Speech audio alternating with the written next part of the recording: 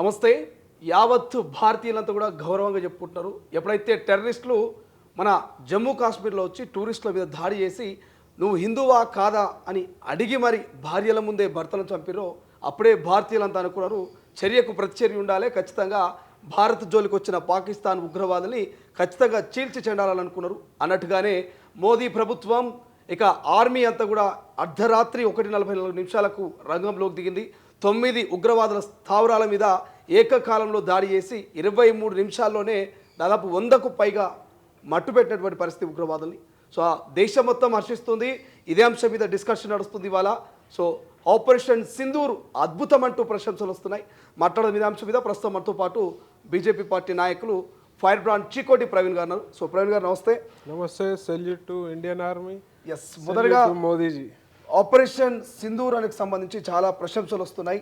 ఎప్పుడైతే భారతీయ మహిళ సింధూర్ తుడిపినటువంటి పాకిస్తాన్ ఉగ్రవాదులలో వాళ్ళకు సింధూర్ పేరు పెట్టడం అద్భుతం అంటూ ప్రశ్నలు వస్తున్నాయి. ఒక భారతీయ జనతా పార్టీ నాయకుడిగా, ఒక భారతదేశ పౌరుడిగా మీకేమనిపిస్తుంది? గర్వపడుతున్నాం. ఇవాళ ఏ రకమైతే మన ఇండియన్ ఆర్మీ జవాబు చెప్పిందో మోదీ గారి అధ్యక్షన, గర్వపడుతున్నా. ఒక భారతీయుడిగా, ఒక బీజేపీ కార్యకర్తగా ఇంకా గర్వపడుతున్నాను. సో నిన్న జరిగిన దానికి పాకిస్తాను అతలాకుతలం అయిపోయింది. అలా ఏం చేయాలి, రివర్స్ అవుదామంటే మన ముందర అలా శక్తి సరిపోదు.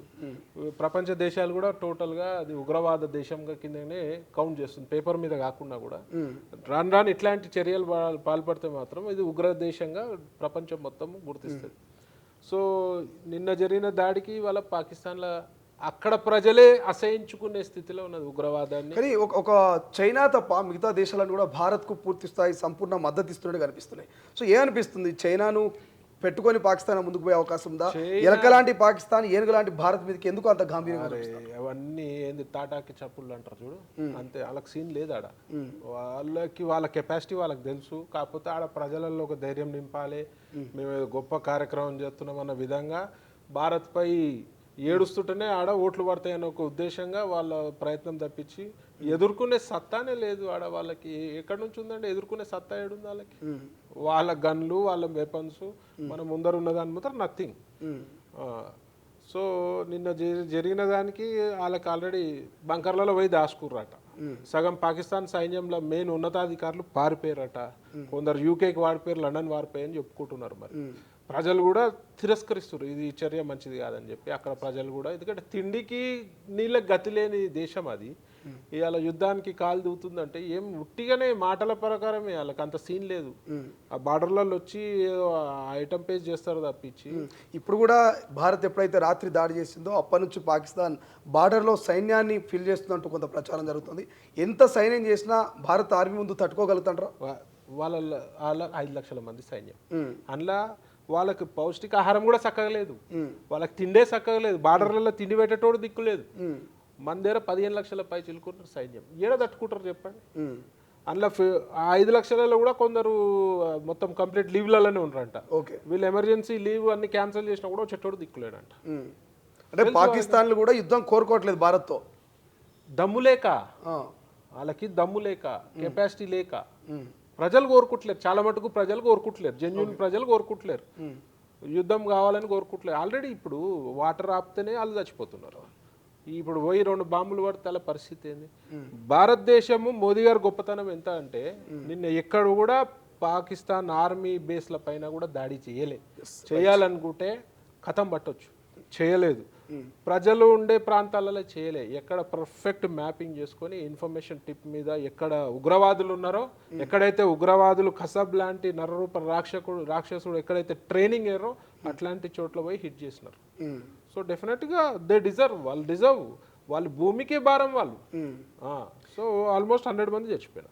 సో ఎప్పుడైతే టూరిస్టుల మీద దాడి జరిగి దాదాపు 15 రోజులు అవుతుంది. చాలామంది మోడీ ఎందుకు ఇంత మౌనంగా ఉన్నాడు అనుకున్నారు. బట్ ఈ సంఘటన తర్వాత ఏమనుకుంటుండొచ్చు భారతీయులంతా కూడా? ఇప్పుడు మోదీ గారు మౌనంగా ఉండే వ్యక్తి కాదు. భారతదేశం పైకి వేరే ఎవరు వచ్చినా మోదీ గారు ఊరుకునే ప్రసక్తే లేదు. సమయం పాటించాల్సి వస్తుంది. ఎట్లా అంటే ఇప్పుడు మనం చేసే దాడి వల్ల అమాయకమైన పాకిస్తాన్ ప్రజలు కూడా ఉంటారు కదా, మంచోళ్ళు కూడా ఉంటారు కదా పాకిస్తాన్లో, వాళ్ళకి డ్యామేజ్ కాకుండా పర్ఫెక్ట్గా నెట్వర్క్. ముఖ్యంగా మన టార్గెట్ ఏంది? ఉగ్రవాదం. ఉగ్రవాదులు ఎక్కడ దాక్కున్నారో చెప్పినారు కదా ఫస్ట్ డేనే. మేమని చెప్పారు, ఏ బొరియలో దాచుకున్నా తీసి బయటికి తీసుకొచ్చి చంపుతామని చెప్పారు. నిన్న అన్ని బొరియలలో దాచుకోరు దొంగలు, బయటికి తీసుకొచ్చి చంపారు. ఒక్కడు మెయిన్ ఒకటి దొరకలే మసూద్ గారు. ఆడి ఇవాళ స్టేట్మెంట్, నేను కూడా చచ్చిపోతే బాగుండు అని.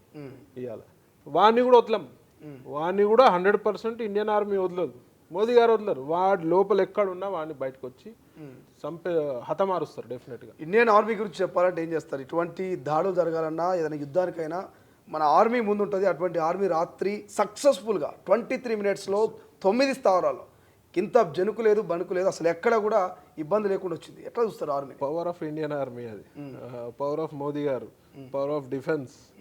మన ఏవైతే నేవీ కానీ ఆర్మీ కానీ ఎయిర్ ఫోర్స్ కానీ ఉన్నాయి, వన్ ఆఫ్ ది బెస్ట్ త్రివిధ దళాలు ఇలా one of the best in the world. మన దగ్గర వన్ ఆఫ్ ది బెస్ట్. ఏదో పాకిస్తాన్లో డబ్బుల గురించి పనిచేసేటట్టు చేయరు. ఇలా మన భారతదేశానికి మనస్ఫూర్తిగా ప్రాణం ఇయనికి రెడీ ఉన్న సైనికులు ఉన్నారు మన దగ్గర. సో ఆ సైనికులందరికీ కూడా వందనాలు మీ టీవీ ఛానల్ ద్వారా.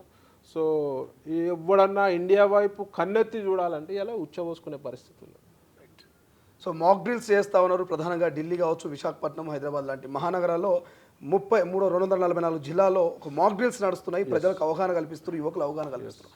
మాక్ డ్రిల్ చూస్తే ఏమనిపిస్తున్నది? ఎట్లా యువకులకు మీరు ఏమిచ్చే సందేశం ఏంటి? డెఫినెట్గా ప్రతి ఒక్కరు ఈ మాక్ డ్రిల్స్లో పాల్గొనాలి. మీరు ఎడ్యుకేటివ్, ఎందుకంటే మనం ఎక్స్పర్ట్స్ చేతిలో ట్రైనింగ్ అవుతే రేపు ఏమన్నా అనివార్య సంఘటనలు, ఎట్లాంటి సంఘటనలు జరిగితే మరి ఆ టైంలో అప్రమత్తంగా ఉండాల్సిన అవసరం ఉంది. మీరు నేర్చుకొని నలుగురికి హెల్ప్ చేసి, చిన్నపిల్లలకు కానీ మహిళలకు కానీ పెద్ద మనుషులకు కానీ హెల్ప్ చేసే పరిస్థితి ఉంటుంది. కాబట్టి ప్రతి ఒక్కరు మాక్ డ్రిల్లో పాల్గొనాలి ఎవరైనా. అందులో ముఖ్యంగా హైదరాబాదు, వైజాగ్ లాంటి నగరాలు స్టేజ్ 2లో గ్రేడ్ 2లో ఉన్నాయి కాబట్టి 30 ఎక్కువ పొంచి ఉన్నది. కాబట్టి ముఖ్యంగా ఈ తెలుగు రాష్ట్రాల ప్రజలందరూ కూడా ఈ మాక్ డ్రిల్లో వీలైనంత మంది పార్టిసిపేట్ కాని వాళ్ళు యూట్యూబ్లో కానీ మీడియాలో చూసి at least you can learn something. ఎట్లాంటి టైంలో ఎట్లా స్కూల్స్లో పిల్లలు కానీ నేర్చుకొని మరి ఎట్లాంటి విపత్కర పరిస్థితుల్లో ధీటుగా మనం ఎదుర్కొనే పరిస్థితి ఉంటుంది. ఫైనల్గా రాష్ట్ర ముఖ్యమంత్రి కూడా ఇవాళ రివ్యూ పెట్టిండు. దీనికి సంబంధించి ప్రభుత్వ ఉద్యోగులు, పోలీసులు కూడా అలర్ట్గా ఉండాలి. హైదరాబాద్ లాంటి మహానగరంలో ఎక్కడైతే కొంత విదేశీయులు ఉన్నారో, ఎవరైతే బంగ్లాదేశ్ లాంటి వాళ్ళు ఉన్నారో, అనుమానస్తులు వాళ్ళ మీద ఫోకస్ పెట్టాలని చెప్పారు. నిజంగానే యుద్ధం కనుక వస్తే ఒక చీకోటి ప్రవీణ్ ఏం చెప్తాడు? మరి తెలంగాణలో ఉన్న పౌరులకైనా భారతదేశంలో పౌరులకైనా ఎట్లా ఎదుర్కోవాలి, ఎట్లా ముందుకు పోవాలనేటువంటిది ఎట్లా చెప్తారు, ఏం చెప్తారు? యుద్ధం అంటూ వస్తే ప్రతి ఒక్కరు కత్తి పట్టాలి. డెఫినెట్గా మన ప్రాణ మాన బలం దేనికి ఎవరు వచ్చినా కూడా ఊరుకునే ప్రసక్తి లేదు. ప్రతి ఒక్కడు ఒక వీర శివాజీ లెక్క ఒక సైనికుడు కావాల్సిన అవసరం ఉన్నది. వాళ్ళు రేవంత్ రెడ్డి గారు మీటింగ్లు పెట్టుడు కాదండి. హైదరాబాద్లో ఎంతమంది పాకిస్తానీలు ఉన్నారు, ఎంతమంది రోహింగ్యాలు ఉన్నారు, వాళ్ళు ఎందుకు ఉన్నారు, వాళ్ళకి ఏం పని, ఇక్కడ ఏమేమి ట్రైనింగ్ క్లాసులు అవుతున్నాయి, ఇక్కడ మద్రాసాలలో ఏం జరుగుతున్నది, ఫస్ట్ అది కనుక్కోండి. మీరు ఈ యుద్ధం సంగతి కేంద్రం చూసుకుంటుంది. మీరు రాష్ట్ర ప్రభుత్వం ఇక్కడ మద్రాసాలలో ఏం జరుగుతున్నది, ఏం ట్రైనింగ్ ఇస్తున్నారు, ఎక్కడ జరుగుతుంది, ప్రతి మద్రాసాలలో CCTVలు పెట్టండి. మీరు అది కంట్రోల్ రూమ్కి, కంట్రోల్ కమాండ్ సెంటర్ ఉంది కదా, దానికి అనుసంధానం చేయండి. మీరు మొన్న కూడా మెదక్ జిల్లాలో ఒక సంఘటన జరిగింది, హైదరాబాద్లో ఒక సంఘటన జరిగింది. 400 మంది ముస్లిమ్స్ వచ్చి వేరే జిల్లాల నుంచి వచ్చి మోటివేషనల్ క్లాసెస్ అని చెప్పి జరుగుతుంది. ఓకే, అది ముస్లిమ్స్ ఇందులో పక్కన పెడితే ఎందుకు వచ్చిర్రు, హైదరాబాద్ని ఎందుకు ఎంచుకుర్రు, అదే టైంలో ముత్యాలమ్మ గుడి లాంటి సంఘటనలు ఎందుకు జరిగినాయి, మరి అది ఎంక్వైరీ చేయాలి కదా. ఒక్కరి దగ్గర ఆధార్ కార్డు తీసుకోకుండా 300 మందిని ఎట్లా వదిలేసిర్రు మీరు? ఈడ రాష్ట్రంలో ఇంటెలిజెన్స్ వ్యవస్థ పటిష్టం కావాల్సిన అవసరం ఉంది. రేవంత్ రెడ్డి గారికి ముఖ్యంగా నేను చెప్తున్నా, ఈడ రోహింగ్యాలపై ఒక కన్నేసి పెట్టాలి. అసలు ఈడ ఎందుకు ఉండాలి? పాకిస్తాన్ నుంచి వచ్చిన వాళ్ళు కూడా చాలా మంది ఉన్నారు, వాళ్ళని తీసుకెళ్లి జైల్లో వేయవలసిందిగా మనం చేస్తున్నాం. రైట్. సో ఇది తొలి వెలుగుతో చీకోటి ప్రవీణ్ ఎక్స్క్లూజివ్గా చెప్తున్నటువంటి ముచ్చట ఏంటంటే, ఖచ్చితంగా భారతీయులంతా యుద్ధానికి సిద్ధంగా ఉండాలి. ప్రతి ఒక్క యువకుడు ఛత్రపతి శివాజీ లెక్క యుద్ధం కనుక వస్తే కత్తి పట్టుకొని సిద్ధంగా ఉండాలని చెప్తా ఉన్నారు. చూద్దాం, పాకిస్తాను ఇక్కడితో ఆపుతుందా, లేదు చర్యకు ప్రతిచర్య తీసుకుంటాం, మేము మళ్ళీ యుద్ధానికి పోతామని చెప్పేసి మరి ఖయానికి కాలు దిగుతుందా, ఏం జరగబోతుంది? బట్ ఏదేమైనా యుద్ధం వస్తే మాత్రం భారతీయులు, మహిళలందరూ కూడా, యువకులంతా కూడా సిద్ధంగా ఉండాలనేది ఇక కేంద్ర ప్రభుత్వం కూడా ఇప్పటికే పిలుపునిచ్చినటువంటి పరిస్థితి మనకు కనిపిస్తుంది. రాష్ట్రంలో అందరూ అలర్ట్గా ఉండాలి. ఇప్పుడు వస్తున్నటువంటి మాక్ డ్రిల్ని కూడా ఒక అవగాహన కల్పించుకోవాలి. యుద్ధం కనుక వస్తే ఆ మాక్ డ్రిల్ని యుద్ధంలో ఉపయోగించాలనేది కేంద్ర రాష్ట్ర ప్రభుత్వాలు చెప్తున్నటువంటి ముచ్చట. చూద్దాం ఏం జరుగుతుంది భవిష్యత్తులో. బట్ ఏదేమైనా ఆపరేషన్ సింధూర్ మాత్రం సక్సెస్. ప్రాణాలు కోల్పోయిన టూరిస్టుల కుటుంబాలలో కళ్ళలో సంతోషం కనిపిస్తుంది. కెమెరా పర్సన్ అజయ్తో శ్రీశైలం, తొలి వెలుగు, హైదరాబాద్. ప్రపంచంలో ఏ మూల ఏ క్షణం ఏం జరుగుతుందో వేగంగా తెలుసుకోవడానికి తొలి వెలుగు వాట్సాప్ ఛానల్ని ఫాలో చేయండి.